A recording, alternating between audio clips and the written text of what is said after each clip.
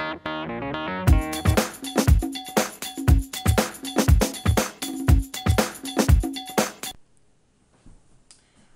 before we get started here, I'm going to throw out some helpful tips when you're working with electricity.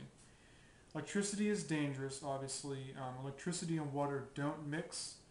If I was standing in a tank of water and I plug myself into an outlet, what do you think is going to happen? Answer that question for me. Okay, so really quick, let me kind of explain the differences between direct current and alternating current. Okay? Here we have a copper wire. Okay, there's copper atoms inside this copper wire. Okay? Each atom, okay, has an electron already inside this wire. When I apply a DC voltage to this side of the wire here, the electrons are going to flow from one atom to the next, to the next, to the next, and so on. It's like a domino effect until it gets to the very end. Okay? Essentially, the electrons in direct current in DC, electrons are going to flow in a single direction, okay, in one path, all the way from this point to this point. Okay? Whether it be 1 volt, 10 volts, 100 volts, or even 1,000 volts DC. Okay? So essentially, just know, for your information, that direct current, electrons flow in one continuous direction. Okay? Now, there's another form of electricity, which is known as alternating current. Alternating current, electrons within this copper wire, when I apply a voltage, whether it be 1 volt AC, 10 volts AC, 100 volts AC, or 1,000 volts AC. 1,000, which is kilo, which is 1 kV, which stands for 1 kV, 1,000 volts AC. Okay? When I apply alternating current to this copper wire, the electrons is not going to it's not going to work as a domino effect. The electrons are not going to just fall from one to the next, to the next, to the next. That's direct current. The electrons are going to essentially shift back and forth, back and forth. This is how alternating current works, okay? It's actually a pretty simple concept, okay, as long as you understand that when working with direct current, DC, electrons flow in like a domino effect. In AC, electrons alternate back and forth, okay? Now, in alternating current, you have something called frequency, which is measured in hertz. Okay? The frequency determines how fast the electrons alternate back and forth inside of this copper wire. Okay? So if I have 60 hertz, okay, which is 60, well, the frequency is 60 hertz, okay? What's going to happen is the electrons inside of this wire are going to alternate back and forth 60 times in 1 second. Okay? That's 60 hertz. And then they have other experiments that I'm going to show you where you can increase the frequency in alternating current. If you increase the frequency to a certain frequency, to a very high frequency alternating current, there's something that's very interesting that happens in copper wire. If I apply, whether it be 15,000 volts or 15 kV AC, which is alternating current, at about 20 kilohertz or even higher, 15 to 20 kilohertz, you're going to start to experience something that is known as the skin effect. Okay, the skin effect in AC, in AC theory, it essentially means that the electrons flow on the outermost coating of this copper wire. Okay, now with DC, if you had a magnifying glass or a microscope, you can look at the cross section of this copper wire. Okay, direct current flows, if you think of like a circle, Think of the very tip of this as like a circle. Electrons are going to flow through the entire cross section of this wire if it's DC. Okay, electricity, right? AC electricity, about 63% of it experiences skin effect. Okay, so you can actually research what skin effect is and how it even works, but I have a couple videos I'm going to actually post that actually I can actually demonstrate or show you skin effect. This is a very interesting topic. But at any rate, let's begin with the DC motor that you can make at home. Okay? To construct this device at home, DC motor, you're going to need a couple pieces. Okay? For your base, I would use a piece of wood. Okay? 2 nails. I have 2 copper hooks that I have connected to the nails. Okay, you can see how I just coiled the copper wire in that position there to make hooks. And then I have a magnet wire, and a 5-volt DC power supply. Okay, when I energize this circuit or this motor here, this coil becomes an air coil electromagnet. Okay, essentially meaning that electricity is going to flow through. This is an inductor. Okay, electricity is going to flow through this coil, and there's going to be a magnetic field that actually is created around the coil, this air coil here. Okay, and this magnet helps to essentially keep it rotating. It's going to push this along, okay? It's going to repel it. Alright, so let me turn this on really quick.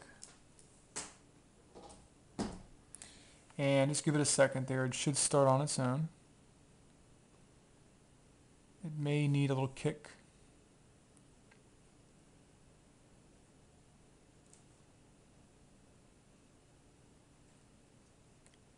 Come on.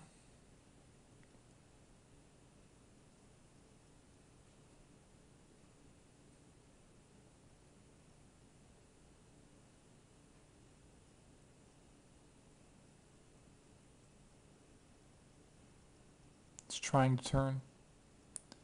There it goes. Okay. There we go. That's even better. Okay. So now, as you can see, what's happening is I'm applying 5 volts DC at 1 amp. Okay. Using conventional electron flow.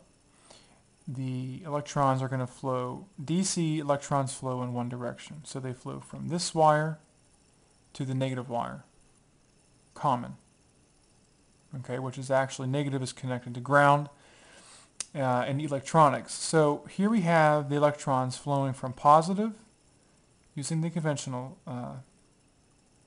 theory, from positive through this copper wire that I have connected to this nail, up through the nail. Now as you can see, the hook that I have here, this little copper hook that I made, it's going to flow through the hook through this inductor here, back, and complete a circuit. Okay? It's that simple.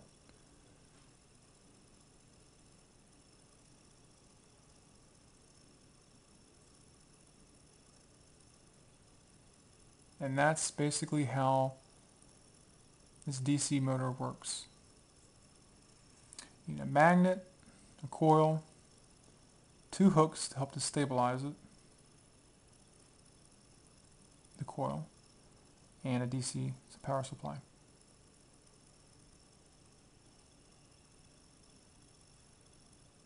One little, another idea that I had for this is, instead of applying electricity from an adapter, which is connected to an outlet, I can connect a solar panel on here and see if it would work with a solar panel. That would be a neat experiment to try. Okay, and let me show you how to wind the coil for this. Let me turn it off really quick. In the next half of this video, I'm going to show you how to make one of these coils, okay, to where it's balanced at its center. And I'm also going to show you to make these little hooks here, how to make these little hooks. Okay, this is probably the most delicate part of the circuit. It's pretty intricate. Okay, so just watch the next half. Okay, to make the coil, we're going to use this copper tube here, copper pipe, and our magnet wire. Okay, essentially, all you have to do is just wrap the magnet wire like so.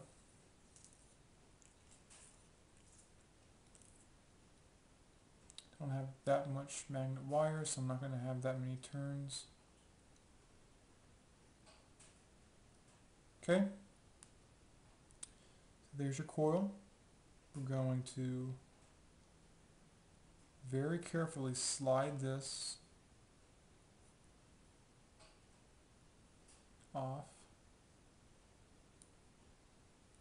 the copper tube. Okay. Now, as you can see, I have this is our coil here, and we're going to just take one of the wires, and we're going to begin to wrap it. In this case, I'm going to wrap it here. Okay. It has to be to the exact center, roughly to the exact center. I'm going to actually wrap it over on this side here. Sorry about that. Fix this coil a bit. Okay. I'm going to take this smaller wire, I'm going to wrap it here instead. Okay. As you can see, that I'm trying to keep the coil here right about the center of this arc here. Okay? For the other side, we're going to do the same thing. To follow the wire around. Just like this. Make sure that it's exactly across, or roughly near where it's supposed to be to the other side, and we're going to just wrap this right through. Use your middle finger to push the coil up a bit. To kind of keep it directly across from the other side. You can see that or not. This is a pretty rough model that I'm building here. This gives you just a very basic idea of what it's supposed to look like. This is our final product, okay? Coil should be something like this. Okay, I'll just cut off the additional wire. Okay, so this is going to be our air coil that we put in the center of our DC motor. Okay?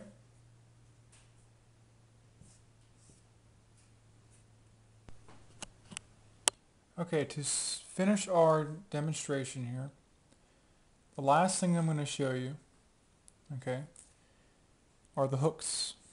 I'm going to remove the magnet and carefully remove our coil. Okay, I'm going to zoom in here a little bit and adjust the camera. Okay, you may not see the hooks that well. Excuse my camera. It's not clear enough. Okay. But let's focus on this far hook here. I can see this one better. Okay, so essentially I'm using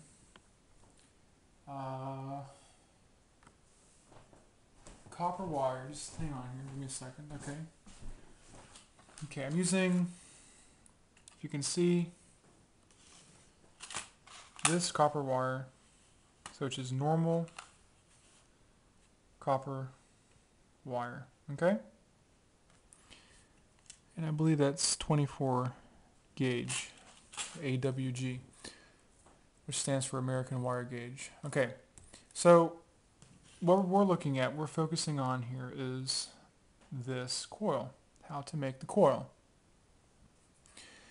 As you can see here, I have just a nail that's hammered into the wood here. Okay, so all you have to do is just hammer the nail in first. And this is hot glue. This is what this stuff is on here. This helps to stabilize it, keep it in place. But all you have to do to make this hook, okay, is to first nail in your nail, okay, both nails here, and then take your stranded wire that I have here, okay, and essentially it's pretty simple, okay. I would first wrap this around our nail like so. Just wrap it around the nail here, okay, which I can't do in this case. And then once you have this wrapped around, coiled around the nail, you're going to take, see if I can do this in one continuous shot here. Take it and bend it just like so, okay. Bend, bend, bend. Bend it in half to where you have something that looks like this, and then just kind of pull it to where it looks somewhere close to this, like this, okay? So this is what you're going to have. To replicate this here, okay, knowing that this side where my hand's at, over here, this is already connected to the nail, okay? So this side can't move. So what I'm going to do is this. I'm going to take our coil and just turn it. Okay? And if my camera can see that, that's how I made the hook to our motor here. Okay? Just take it from this side, which is like this originally, and just turn it. Twist it. Okay? And this is our copper hook for our DC motor.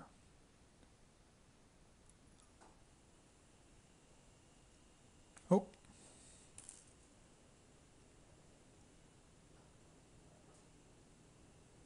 Let's turn it on again really quick.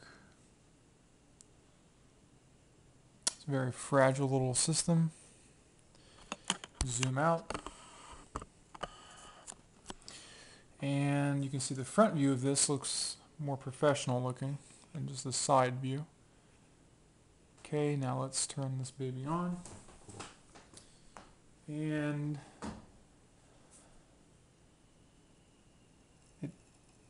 it's done. Okay? It's been just like that without me really touching it. It does have a couple little, has a few issues, but it's homemade, so, you know. There you go. This is how you're going to make a very simple DC motor. Okay?